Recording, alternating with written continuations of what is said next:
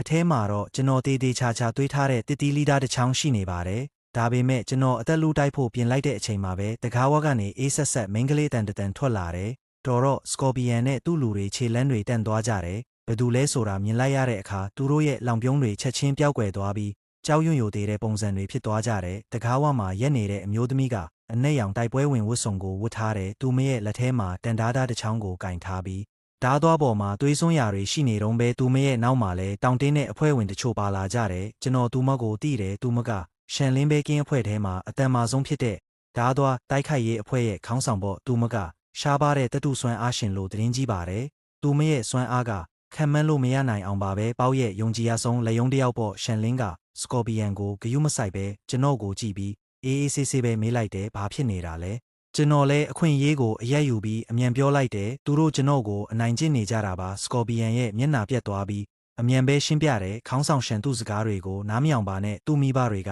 ကပေးစရာရှိတာတွေမပေးနိုင်လို့ကျွန်တော်တို့ကအင်ကိုလာသိန်းတာပါအိမ်သိန်းတာကိုလူနှစ်ယောက်တောင်လို့လားတန်ကားကိုပါပိတ်ရက်ထားပြီးတော့သူမရဲ့အတန်ကမကျဲပေမဲ့အမိန်ပေးတန်ကတော့ပြတ်သားလာပါတယ်ထွက်သွားကြတော့အခုချက်ချင်းစကော်ပီယန်တို့လည်းလူငင်းချမ်းသာခွင့်ရတယ်လို့မျိုးသူ့လူတွေကိုဆွဲပြီးအလန့်တကြားထွက်ပြေးသွားကြတယ်အနေရကြော်သွားတော့မှကျွန်တော်ရဲ့တင်းမာနေတဲ့ခန္ဓာကိုယ်ကရောကျသွားပြီးလဲကျမတက်ဖြစ်သွားတယ်ရှန်လင်းကကျွန်တော်ကိုမျက်မှောင်ကျုပ်ပြီးကြည်နေတယ်နောက်ဆိုအဲ့ဒီလူတွေနဲ့ဝေးဝေးနေသူမကဒီထက်ပိုပြီးမပတ်သက်ချင်တဲ့ပုံစံပါပဲသူမလိတ်ထွက်သွားဖို့ပြင်လိုက်တယ်ကျွန်တော်လည်းသူမကိုအမြန်လန်းခေါ်လိုက်တယ်ခေါင်းဆောင်ရှန်ကျွန်တော်မိဘတွေကိုပဲခေါ်သွားလဲတိလားသူတို့နာမည်ကလင်းကျန့်ကော်နဲ့ဝမ်ရှုမေပါရှန်လင်းကခဏလောက်စဉ်းစားပြီးမှမှတ်မိသွားပုံရတယ်ပေါက်ကစွမ်းအားမရှိတဲ့လူတွေရဲ့အလုတ်ကျန်းမလုံနိုင်တဲ့လူကြီးတွေနဲ့မတန်ဆွမ်းတွေကိုမြောက်ဘက်တကားအပြင်ကစက်ယုံပြက်ကြီးစီပို့လိုက်ပြီးသူကတော့တဘာဝအတိုင်းပဲဖြစ်ပါစေလို့ပြောတာပဲကျွန်တော်ရင်ထဲထိတ်ခနဲဖြစ်သွားတယ်အဲ့ဒီလိုစက်ယုံပြက်ကြီးထဲမှာဆိုရင်စားစရာလည်းမရှိကာကွယ်ပေးမဲ့သူလည်းမရှိဘူး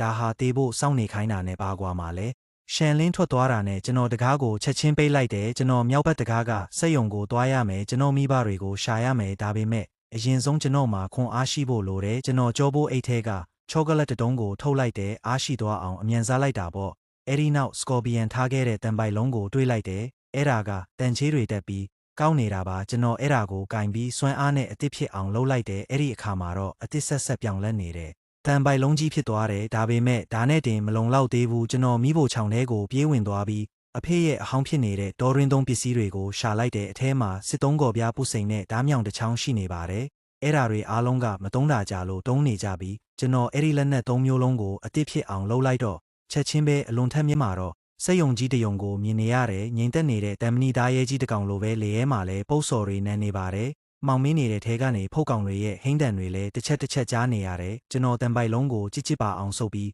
ခန်းငုံလေးနဲ့စက်ယုံစီကိုအမြန်သွားလိုက်တယ်ဒါပေမဲ့စက်ယုံနဲ့နီးလာလေးဖုတ်ကောင်တွေကပိုများလာလေးပဲကျွန်တော်ပြိုပြက်နေတဲ့တတိုင်းတစ်ခုရဲ့နောက်မှာပုံနေလိုက်တဲ့စက်ယုံဝင်ပေါက်မှာအ ਨੇ ဆုံးဖုတ်ကောင်တဒါဇင်လောက်စုဝေးနေကြတယ်တခုခုကိုအာယုံရောက်နေကြပုံပဲသူတို့ကစက်ယုံရဲ့ပိတ်ထားတဲ့တန်တကားကြီးကိုအတင်းထူလိုက်နေကြပြီးအထဲကနေလဲအော်ဟစ်တန်တွေတဲကြားနေရတယ်ကျွန်တော်မိဘတွေအထဲမှာရှိနေတာပဲကျွန်တော်အရန်စိုးရိမ်သွားတယ်ဒါပေမဲ့အတင်းတိုးဝင်ဖို့ကမဖြစ်နိုင်ဘူးဆိုတာကျွန်တော်စိတ်ကသတိပေးနေတဲ့ပတ်ဝန်းကျင်ကိုအကဲခတ်လိုက်တော့စက်ယုံရဲ့ဘေးဘက်မှာမြင့်တဲ့ပြတင်းပေါက်တန်းတွေကိုတွေးလိုက်ရတယ်မြေပြအင်ကနေ4 မီတာလောက်မြင့်တာပေါ့အဲဒီကနေဝင်လို့ရနိုင်မယ်ထင်တယ်ဆုံးဖြတ်ချက်ချပြီးတာနဲ့ကျွန်တော်ချက်ချင်းပဲအကောင့်ထဲပေါ်လိုက်တယ်ကြောက်ခဲတလုံးကိုကောက်ယူပြီးအဝေးမှာရှိတဲ့ကားဟောင်းတစ်စီးစီကိုအားကုန်လွှဲပစ်လိုက်တယ်အဲ့ဒါကကားမှန်ကိုထိသွားပြီးအတန်အကျယ်ကြီးထွက်လာတာပေါ့ထင်းတဲ့အတိုင်းပါပဲဝင်ပေါက်ကဖုတ်ကောင်တွေအာယုံပြောင်းသွားပြီးအတန်ကြားရာစီကိုတရွေ့ရွေ့နဲ့သွားကြတော့တယ်အခွင့်ရေးကိုအရက်ယူပြီးကျွန်တော်စက်ယုံတိုင်းစီကိုအပြေးသွားလိုက်တယ်ကြောဘိုးအိတ်ထဲကကျိုးကိုထုတ်လိုက်တယ်ကြာ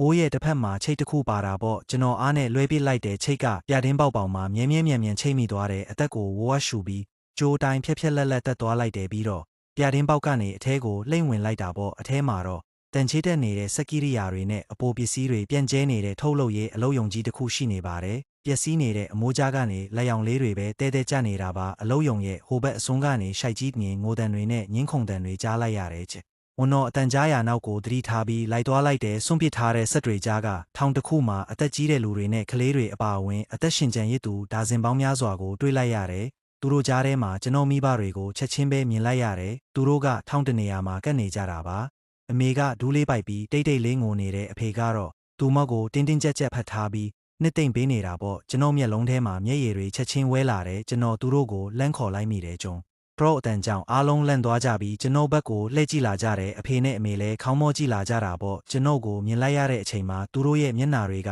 အန်တရာကနေဝမ်းသာတဲ့ပုံစံကိုချက်ချင်းပြောင်းသွားတယ်အမေကအော်ဟစ်ပြီးကျွန်တော်စီကိုအပြေးလာခဲ့တယ်ဒီလိုဆိုးရွားလာတဲ့ကပ်ဘေးကာလမှာကျွန်တော်တို့မိသားစု3ယောက်တင်းတင်းကြပ်ကြပ်ဖတ်ထားလိုက်ကြတယ်ပြန်ဆောင်ရတဲ့ဝမ်းသာမှုကကြောက်ရွံ့မှုနဲ့စိုးရိမ်မှုတွေအားလုံးကိုပျောက်ကွယ်သွားစေပါတယ်ဒါပေမဲ့မကြခင်မှာပဲကျန်းနဲ့အတန်တန်ကဒီပျော်ရှင်စရာအခိုက်အတန့်ကိုဖျက်ဆီးလိုက်တယ်ဟေ့မင်းဘယ်ကရောက်လာတာလဲမျက်နာမှာအမာယုနဲ့လူတယောက်ကလူမိုက်တချို့နဲ့အတူရှေ့ကိုထွက်လာတယ်သူကဒီနေရာရဲ့ခေါင်းဆောင်ပုံပဲသူက